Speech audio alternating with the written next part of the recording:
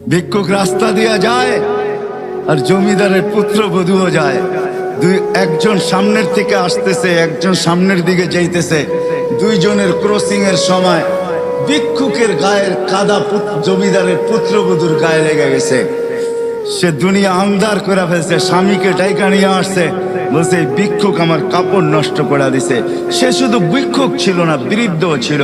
বৃদ্ধ ছিল না শুধু, জীর্ণ ছিল, শীর্ণ ছিল, শরীরে কাপড় ছিল না, ফাটা চিরা কাপড় ছিল, পায়ে জুতা ছিল না, পেটে ভাত ছিল না।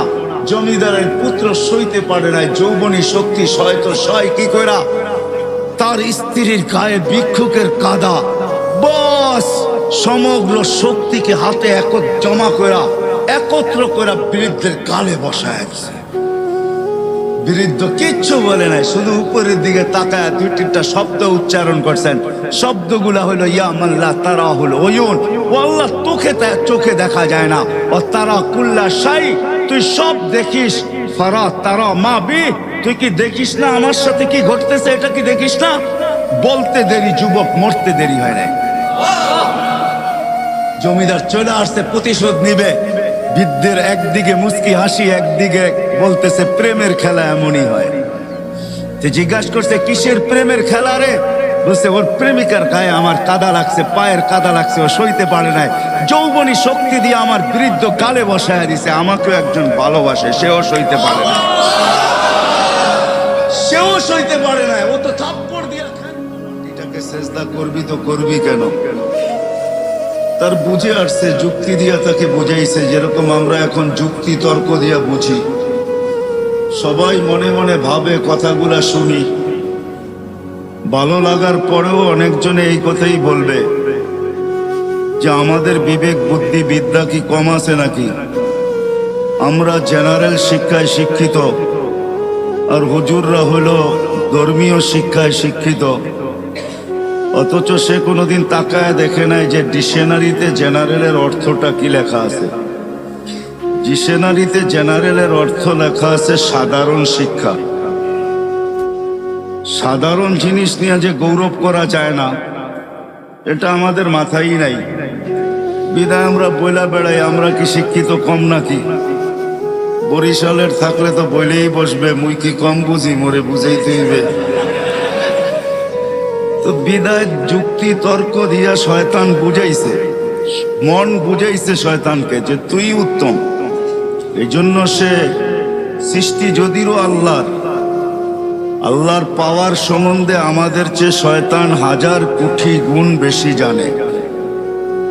কেন সে দীর্ঘ একটা সময় আরশের নিচে ছিল, 30,000 বৎসর টানা আরশের নিচে ছিল। সে শুধু আরশের তওয়াফ করছে, বিদায় তার অভিজ্ঞতা জ্ঞান অনেক বেশি, কিন্তু সে মনের কাছে মার খায়া গেছে। বিদায় ওই শয়তানও আমাদের সাথে আসছে, মন তো আছেই আছে।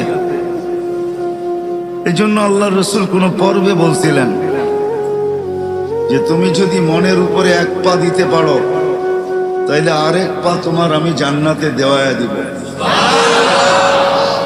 যদি মনের উপরে এক পা দিতে পারো, তাহলে আরেক পা তোমার জান্নাতে হবে। কিন্তু এটা পারাটা বড় কঠিন, পারাটা বড় কঠিন, এত সহজ না।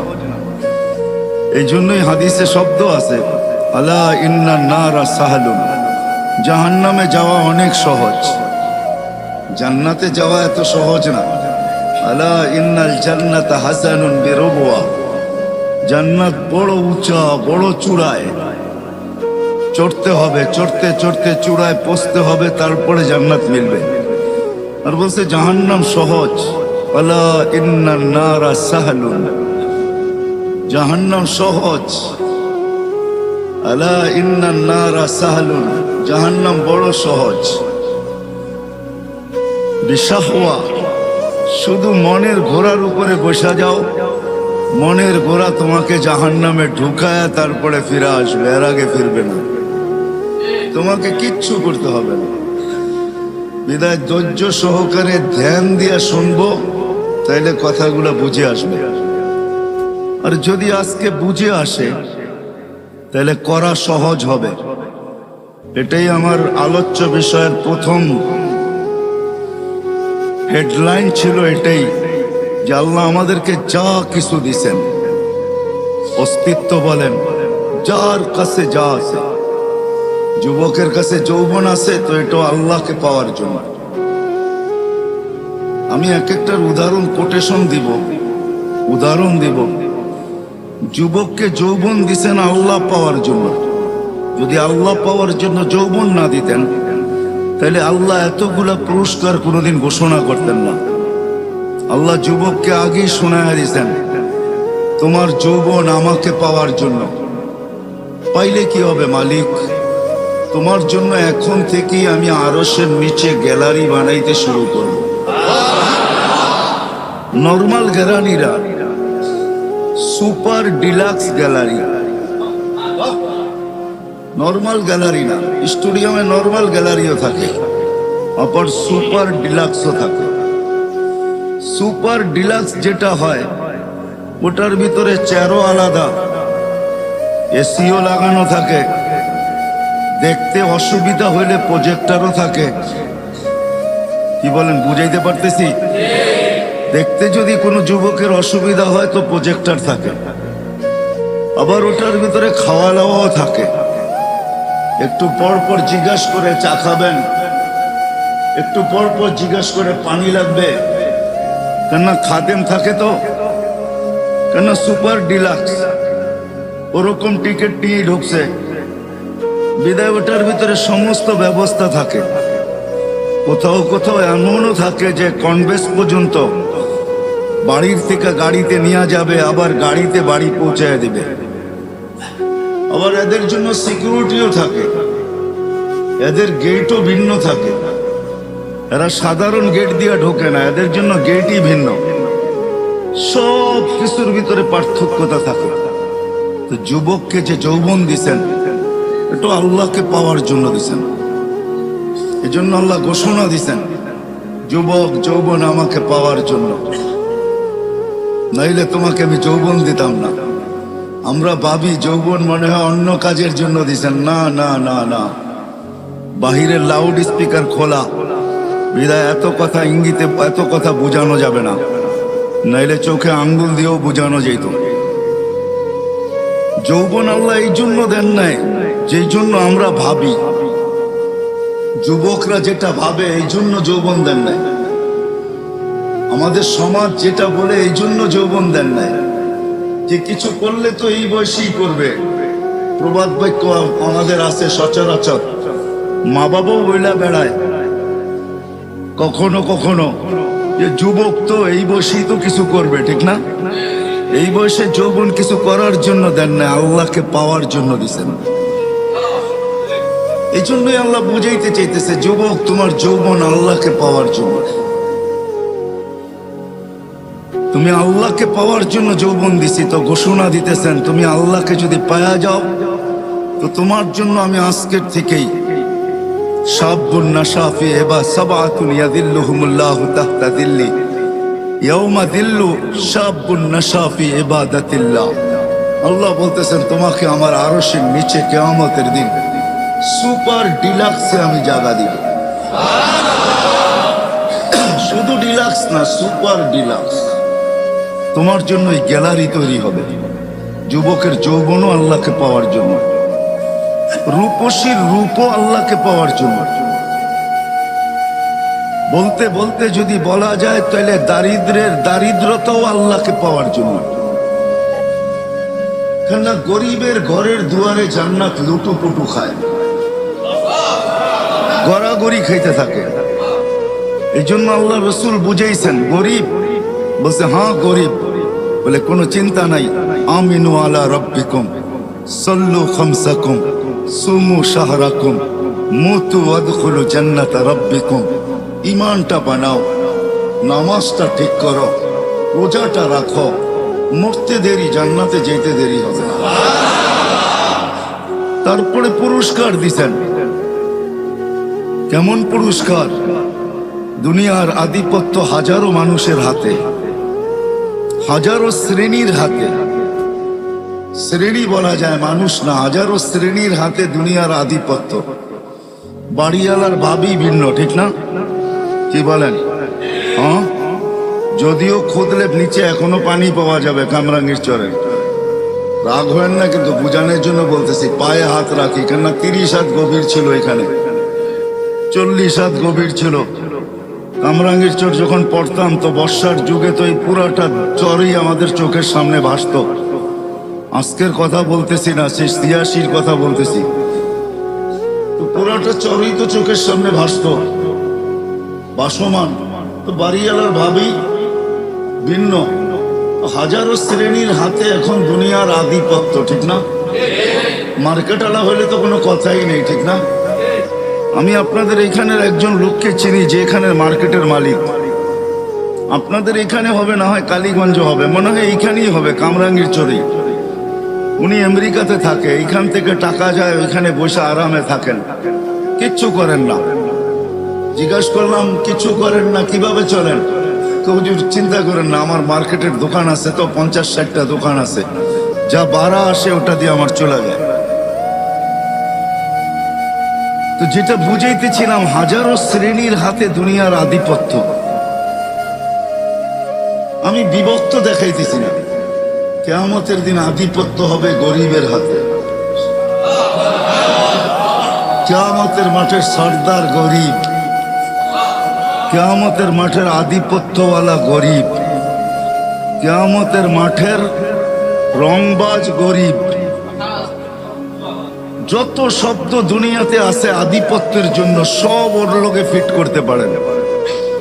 এই জন্যই হাদিসে আছে, কিয়ামতের দিন ফেরেশতা আসবে ওর কাছে হিসাব দিতে, চলো। তো ফেরেশতাকে ও চোখ দেখায় দিবে, ফেরেশতার চোখে আঙ্গুল ঢুকায় দিবে, আর বলবে আইয়ু হিসাবিল্লানা, আমাদের কিসের হিসাব? পাগলি এখান থেকে, আমাদের কিসের হিসাব? তো তর্ক বিতর্ক আল্লাহ দেখবে, জানবে। আল্লাহ জিজ্ঞাসা করবে, তর্ক বিতর্ক কিসের? গরিব হিসাব দিতে রাজি না। তা আল্লাহ বলবে, শান্ত ভাষায় জিজ্ঞাসা করো, ভদ্র ভাষায়, কেন দিবে না? তো গরিবের কাছে ওই দিনও লজিক থাকবে, যুক্তি থাকবে।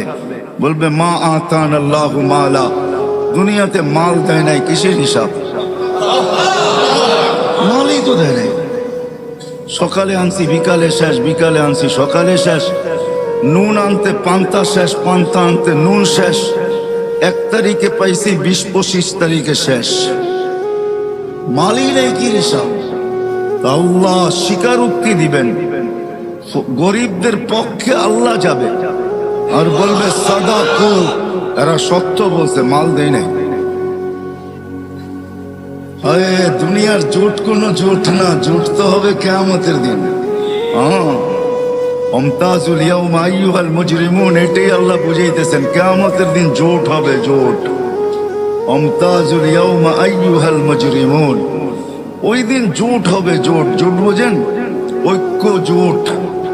ওই দিন হবে জোট, গরিবরা জোটবদ্ধ হবে, স্লোগান দিবে, বলবে, আল্লাহ যখন বলবে সত্য বলছে, তখন বলবে, আইয়ু হিসাবিল্লানা মা আতানা আল্লাহু মালা লিমাযা তুহাসসিরুন ওয়া তাতাআখারুন। কেন তোমরা আমাদেরকে ঘিরা রাখছো আর আমাদেরকে দেরি বা কেন করাইতেছ? মাল তো দেয় নাই আল্লাহ, আল্লাহ তো বললো সত্য, মাল দেয় নাই, তো কেন আমাদেরকে বাধা দিয়া রাখছো? স্লোগান এটা চলবে। তো আল্লাহ বলবে, আল্লাহ মাল নাকি দেন নাই? ফেরেশতারা বলবে, মাল নাকি দেখ নাই? আল্লাহ বলবে, সত্য। বলবে, কি করব? তো আল্লাহ বলবে, গাত্তুহুম আস্তুরুহুম, তাড়াতাড়ি এদেরকে লুকাও আর ঢাকো। কেননা এদেরকে সামনে যা শোনাবো, দুনিয়াতে এদের উপরে যারা দয়া করছে একজনকে জান্নাতে যেতে দিবে না। কেননা কিয়ামত বদলার দিন, যে যার সাথে যা করছে তার বদলা তাকে পাইতেই হবে। ইনকানা খায়রা ফাখায়রা, যদি ভালো করে থাকে তো ভালোর বদলা পাবে। সেই ভালো যদি 1 গ্লাস পানিও হয়, এটারও বদলা সে পাবে। এই জন্য হাদিসে আছে, 1 গ্লাস পানির বিনিময়ে জান্নাতে যাবে, 1 গ্লাস পানি। যেই দোকানদাররা দোকানের সামনে ফ্রি পানি রেখে দেয়, হয় গরমের দিন রিক্সার থেকে নামছে, পিপাসা লাগছে, তো দোকানের সামনে ঝাড় রেখা দিছে পানির, ওইখান থেকে এক গ্লাস পান করে বাড়ির দিকে হাঁটা শুরু করছে। সে রাখছেই পথিক খাবে, ওই এক গ্লাস পানির বিনিময়ে সে জান্নাতে যাবে। কেননা চিত্র যদিও পানকারী ধারণ করে নাই, বা চিত্র যদিও যে পান করাইছে সেও ধারণ করে নাই। চিত্র বোঝেন? আরে বোঝেন নাকি? চিত্র চিত্র কি? ছবি তুলে রাখে নাই সে, যদিও তার দোকানের ক্যামেরা স্ন্যাপ নিছে, ছবি কালেক্ট করছে, কিন্তু এটা বেশি দিন ছিল না। হয়তো যতদিন এটার ভিতরে সিস্টেম আছে, 15 দিন, 1 সপ্তাহ, 1 মাস, 1.5 মাস, হয়তো এতদিন পরে নিজে নিজে ডিলেট হয়ে গেছে। কিন্তু আল্লাহ এই চিত্রকে ধরে রাখছেন। কিয়ামতের দিন যে পান করছে সে যদি জান্নাতে যায়, আর যে পান করাইছে সে যদি না যায়, তো আল্লাহ ওই যে যাবে না, যে পান করাইছে তার সামনে চিত্র তুলে ধরবে, আর তাকে দেখায় দিবে ওই যে যায় বদলা নিলে নিতে পারো। তো হাদিসে আছে সে যে গতি রোধ করবে, গতিটাকে রোধ করবে, আর বলবে 1 গ্লাস পানি আমার দোকানের সামনের থেকে তুমি কখনো পান করছিলা, বিনিময় দিতে হবে। ওই দিন নেই নাই বটে, কিন্তু আজকে প্রয়োজন বিদায় আজকে নিতে বাধ্য। আমাকে বিনিময় দিবে, তারপরে যেতে দিব, নাইলে যেতে দিব না। কথা লম্বা হয়ে যাবে। সে ভাববে মনে মনে যে চিনি না, জানি না, শুনি না। আর জান্নাতের কিয়ামতের মাঠে এই চিত্র হবে এটাও কোনোদিন শুনি নাই।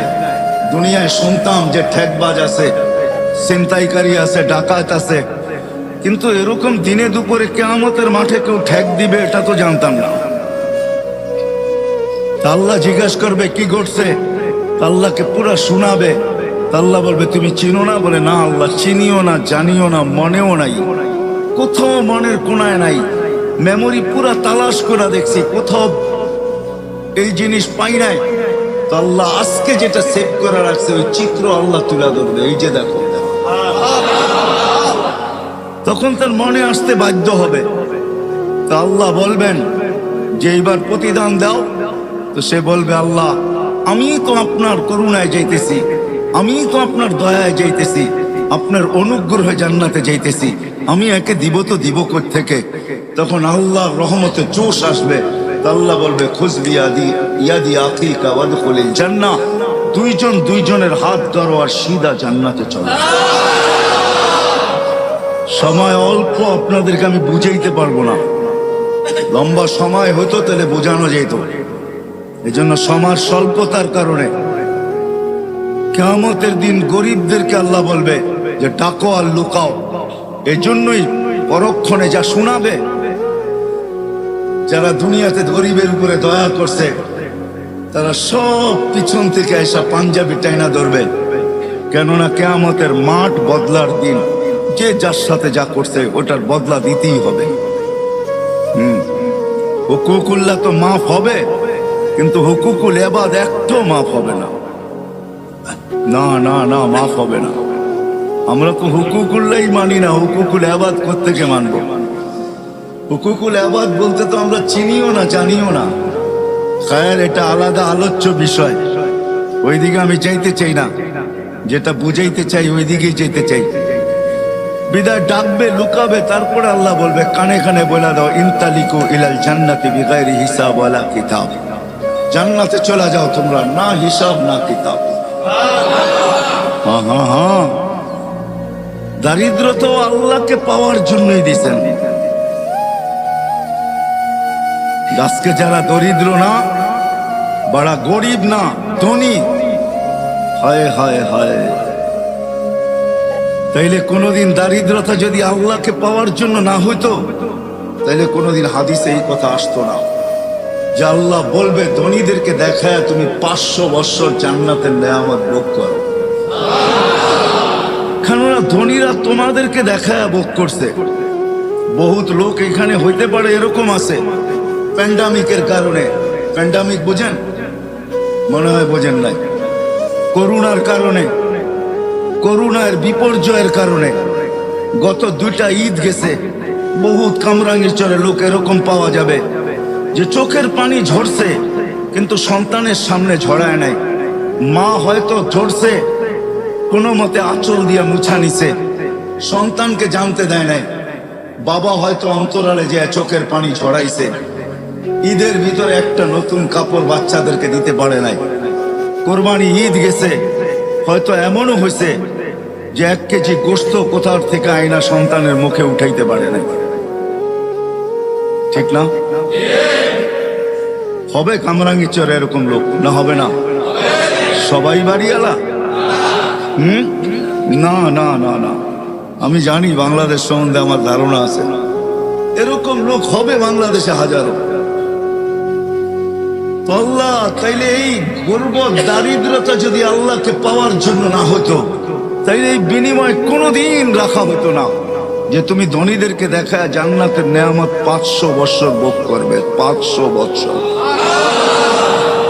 না। কামরাঙ্গীরচরেও কিছু দোকান আছে, রিক্সাওয়ালা সামনে দিয়ে যায় আর মনের ভিতরে আগুন জ্বলতে থাকে, আর কখনো কখনো অভিযোগও আল্লাহর বিরুদ্ধে করতে থাকে যে আল্লাহ আজ পর্যন্ত তো এতটুকু পয়সা দিলা না যে এই দোকানটায় ঢুকি আর এইখানে কি তৈরি হয়, কমসে কম একটা আইটেম হলো খাই বা একটা আইটেম হলো বাড়িতে নিয়ে যাই। এরকম দোকান নাই কামরাঙ্গীরচরে? আপনাদের এই মার্কেটেই আছে। ফাস্ট ফুড যেখানে বিক্রি করে, ভালো ভালো নামি দামি হোটেল যেগুলা বিকালে চালু হয় রাত্র 1টা-1:30 পর্যন্ত চলে, গ্রিল শিরিল বার্গার সার্গার, কত রকমের আইটেমের খাওয়া, ঠিক না? হাজারো ব্যানওয়ালা ডেলি যায়, আর মাঝে মাঝে দেখে এরকম কোনো ক্যামেরা আসে নাই যে ওটার স্ন্যাপ নেওয়া যায়। স্ন্যাপ বুঝেন? চিত্র নেওয়া যায় যে ওই সময় ওর দিলের ভিতরে কি বলতে থাকে, কেননা ওর ঘরের বাচ্চারাও মনে চায় যে এই খাওয়া খাই, ঠিক না? হ্যাঁ, ওর দিলের অবস্থা কি হয়। এই জন্য দারিদ্র তো আল্লাহকে পাওয়ার জন্য, নাইলে আল্লাহ এত বড় পুরস্কার কোনোদিন রাখতেন না যে তুমি 500 বছর ভোগ করবে। ধনীরা দেখতে থাকবে গ্লাসের এই দিক থেকে, তুমি থাকবে ওই পারে, এরা থাকবে এই পারে। তুমি খাবে বার্গার, তুমি খাবে মুরগি ফ্রাই, তুমি খাবে গ্রিল। ওটা জান্নাতের গ্রিল, দুনিয়ার গ্রিল না। জান্নাতের গ্রিল, জান্নাতের। 500 বছর দেখায় দেখায় খাবে, আর গড়িতে টাইমই মরতে থাকবে। যেদিন 500 বছর ওকে হবে, হাদিসের শব্দ এইটাই, তামাত্তাউ 500 আম হাত্তা ইয়াদখুলাল আগনিয়া। আল্লাহ বললে 500 বছর পুরা করো, তারপরে তোমাকে ধনীদেরকে জান্নাতে যেতে দিবে, এর আগে দিব না। দারিদ্র তো আল্লাহ দিয়েছেন আল্লাহকে পাওয়ার জন্য, যৌবনও দিয়েছেন আল্লাহকে পাওয়ার জন্য। জীবনের এক একটা মুহূর্ত যেটা পাইতেছি, সকাল থেকে যে বিকাল পর্যন্ত পাইলাম, এটাও দিছিলেন আল্লাহকে পাওয়ার জন্য। যদি এটা না হইতো তাহলে সূর্য উঠার সময় এই কথা কোনোদিন বলতো না, আনা ইয়াউমুন জাদীদ, আমি নতুন দিন, আলা আমালিকা শাহীদ। ও কামরাঙ্গীরচরের মানুষ, আনা ইয়াউমুন জাদীদ, আমি নতুন দিন, আলা আমালিকা শাহীদ, তোর কর্মের উপরে আমি সাক্ষী। ফাগতানিম, সুবর্ণ সুযোগ মনে কর। লান আউদ ফি হায়াতিকা আবাদা, হতে পারে আর কোনোদিন আমি তোর জীবনে উদিত নাও হতে পারি। সকাল থেকে সন্ধ্যা পাওয়া, এটাও আল্লাহকে পাওয়ার জন্য, নাইলে সূর্য এই কথা বলতে বলতে উঠতো না কোনোদিন। তাইলে আল্লাহর রসুল চিৎকার দিয়ে এই সতর্কতা কোনোদিন করতেন না, ইদা আসবাহতা ফালা তানতাযিরিল মাসা, সকাল মিলল তো সন্ধ্যার অপেক্ষা করো না। ওয়াইদা আমসাইতা ফালা তানতাযিরিস সাবা, সন্ধ্যা মিলল তো সকালের অপেক্ষা করো না। বলবো কি করব? বলে বাদিরু বিল আমাল, আল্লাহকে পাওয়ার জন্য দৌড় লাগাইতে থাকো, দৌড়। ফাফিরু ইলাল্লাহ, দৌড়াও আল্লাহর দিকে।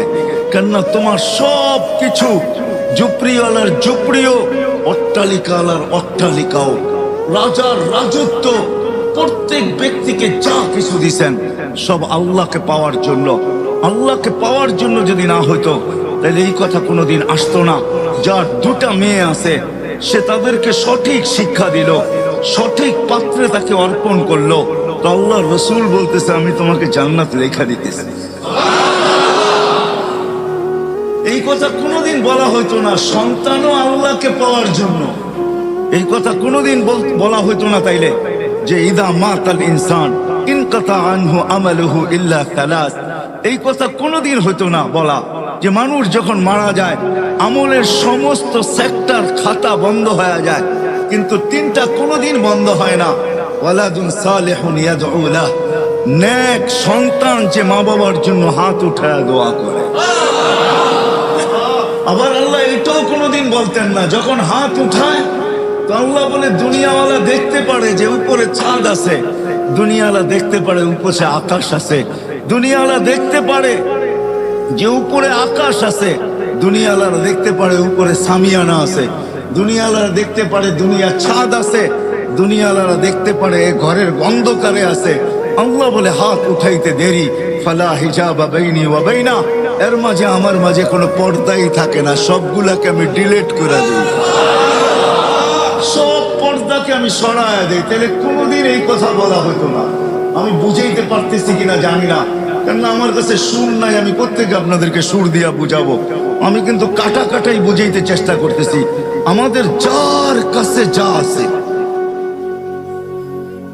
সব কিছুর উদ্দেশ্য হলো আল্লাহকে পাওয়া। আমি দু চারটা উদাহরণ দেখাইলাম। ধনীর ধনও আল্লাহকে পাওয়ার জন্য, আল্লাহ যাকে ধন দিছেন আল্লাহকে পাওয়ার জন্য দিছেন। আপনি আর কতটুকু ধনের মালিক এটা যদি না হইতো তাহলে আব্দুর রহমান ইবনে আউফ কোনোদিন বলতেন না এই কথা। যাকে আল্লাহ ধন দিছিলেন কতটুকু, যেদিন দুনিয়ার থেকে বিদায় নেন ওই দিন ওনার ক্যাশ কোটি টাকা। কত? কয় টাকায় হয়?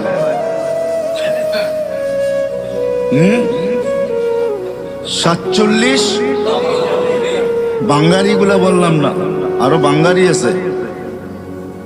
47 লক্ষ কোটি টাকা ক্যাশ ছিল, ক্যাশ। আপনাদের এবার ন্যাশনাল বাজেট হয়েছে 6 লক্ষ কোটি টাকা, ওনার কাছে ছিল 47 লক্ষ কোটি টাকা। ওনাকে জিজ্ঞাসা করছে এত দান কেন?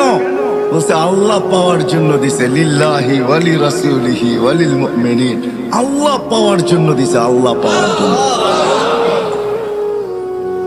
আমার কাছে যদি সামর্থ্য থাকতো তাহলে আমি ওই লোককে এখানে নিয়ে আসতাম। আমার কাছে সামর্থ্য নাই, বড় অ্যাবিলিটি লাগবে, তাইলে তাকে হয়তো নিয়ে আসা যেতে পারে। এক শিল্পপতিকে সে 3 রাত্র স্বপ্নে দেখছেন যে অমুক ফলওয়ালাকে উমরা করাও, অমুক ফলওয়ালাকে উমরা করাও। প্রথম দিন দ্বিতীয় দিন সে বুরুক্ষেপ করে নাই যে হয়তো এটা এমনি দেখতেছি। তো তৃতীয় দিন বড় কঠোর ভাবে দেখছেন, কঠোরতার সাথে স্বপ্ন সামনে আসছে যে তুই করাবি কি করাবি না বল। তো সে ঘুমের থেকে উঠছে, কোনো মতে তার নাম্বার জোগাড় করছে, করে তাকে ফোন দিছে, তোমাকে আমি উমরা করাইতে চাই। সে একটা অট্ট হাসি দিয়া বলছে যে আমি তো নামাজই পড়ি না, আমি আবার কি উমরা করব? আমি তো মসজিদই চিনি না, উমরা আবার কি করব আমি? তো সে বলছে আমি অবশ্যই তোকে করাবো। পুরা কাহিনী খুলা বলছে। তো সে বলছে ডেলি কামাই ডেলি খাই, আমি উমরায় চলে গেলে ঘর চলবে কি দিয়া? তো শিল্পপতি বলছে শুধু তোর খরচ দিব না, তোর ঘরের খরচও দিব, চল তুই। তো বাধ্য হয়েছে যাইতে। উমরার থেকে যখন ফিরত আসতেছেন, যেদিন ফিরত আসবেন গাড়িতে উঠবে, এয়ারপোর্টের দিকে রওনা হবে, তো বলছে মালিক 2 রাকাত নামাজ পড়া নিতে চাই। আবার জীবনে আসা হয় কি না হয় জানি না। তো বলছে পড়া নেই। প্রথম রাকাত পুরা করছে, দ্বিতীয় রাকাতে যখন দ্বিতীয় সেজদায় গেছে আর ওঠে না, লম্বা সময় চলে গেছে, ওঠে না। শরীরে যখন হাত দিছে তো দেখে আর দুনিয়াতে নাই, চলে গেছে। তো শিল্পপতি ভাবতেছে মৌতটা আমার হইল না কেন, ওর হইল কেন? দাফন কাফন করে চলে আসছে। বাড়িতে জিজ্ঞাসা করছে কি কাজ করতো, এর আমল কি ছিল? এত জামাজি পড়তো না, মসজিদই চিনতো না, আবার আমল কিসের? বলছে এরকম মৌত হলো তো হলো কি কইরা? কোন সূত্র অবশ্যই থাকবে। বলে সূত্র একটাই আছে, হয়তো হইতে পারে। বলে সেই সূত্র কি? বলে ফল বেচা যখন বিকালে বাজার করা ফিরতো, তো আমাদের প্রতিবেশী এক বিধবা আছে, কিছু এতিম বাচ্চা সাচ্চা নিয়া ঘরের জন্য যা আনতো তাই কিনা নিয়ে আসতো এদের জন্য। বাহিরে রাইখা আওয়াজ দিত, বোন বাজার বাহিরে রাইখা গেছে, ভিতরে নিয়ে যাস। বলে এই আমলটাই তার ছিল। তো শিল্পপতি বলতেছে, হ্যাঁ, এই আমলের কারণেই তার এই মৌত। সত্য এটাই। আমার কথা যদিও আমি বুঝাইতে পারতেছি না, সত্য এটাই। যাকে যা দিছেন। তো ওই ধনী ব্যক্তি এখনো বেঁচে আছে। সে বলে, ঠিক আছে, তোমাদের দায়িত্ব আমি নিলাম যতদিন বেঁচে থাকবো, আর এই বিধবার বা দায়িত্ব আমি নিলাম যতদিন পর্যন্ত বেঁচে থাকবো। তোমরা শুধু আমার জন্য এতটুকু দোয়া করো যে আমারও যেন মৌত এর মতোই হয়, যে মৌত আমি সচক্ষে এর দেখলাম। ধনীকেও ধন দিছেন আল্লাহকে পাওয়ার জন্য। রাগ হয় না, বাড়ি এলাকাও বাড়ি দিছে আল্লাহ পাওয়ার জন্য। সুন্দরীও কেউ সৌন্দর্য দিছেন আল্লাহ পাওয়ার জন্য। যুবতীকেও যৌবন দিছেন আল্লাহ পাওয়ার জন্য। দারিদ্রকেও দারিদ্রতা দিছেন আল্লাহ পাওয়ার জন্য। রাজাকে রাজত্ব দিছেন আল্লাহ পাওয়ার জন্য। আল্লাহ যদি এটা না হইতো, আল্লাহ পাওয়ার জন্য যদি না হইতো, তাইলে এই কাহিনী কোনোদিন কিতাবে আসতেন না।